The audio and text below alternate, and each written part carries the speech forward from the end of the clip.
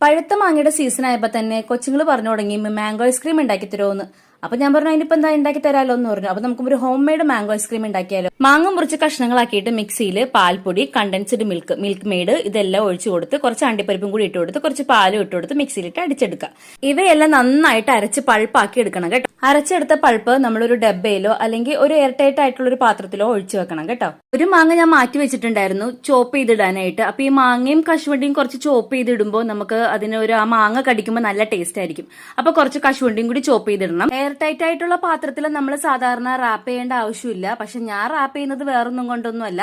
പിറ്റേ ദിവസം നോക്കുമ്പോൾ ഇതിന്റെ പകുതിയേ ഉണ്ടാവുള്ളൂ. ഇത് ഐസ്ക്രീം ആകാനൊന്നും ഇവിടെയുള്ള കാന്താരികൾ കാത്തിരിക്കില്ല. അപ്പൊ റാപ്പ് ചെയ്തിട്ടുണ്ടെങ്കിൽ ആരാണ് എടുക്കുന്നത് അല്ലെങ്കിൽ ആരെങ്കിലും എടുത്തിട്ടുണ്ടെങ്കിലൊക്കെ അറിയാൻ പറ്റുമല്ലോ. എന്നിട്ട് ഓവർനൈറ്റ് ഫ്രിഡ്ജിൽ വെക്കണം കേട്ടോ. എന്നിട്ട് ഞാൻ പിറ്റേന്നാണ് എടുത്തത്. പിറ്റേന്ന് വൈകുന്നേരമാണ് എടുത്തത്. അപ്പൊ നല്ല അടിപൊളി ഐസ്ക്രീം ആയിട്ടുണ്ടായിരുന്നു.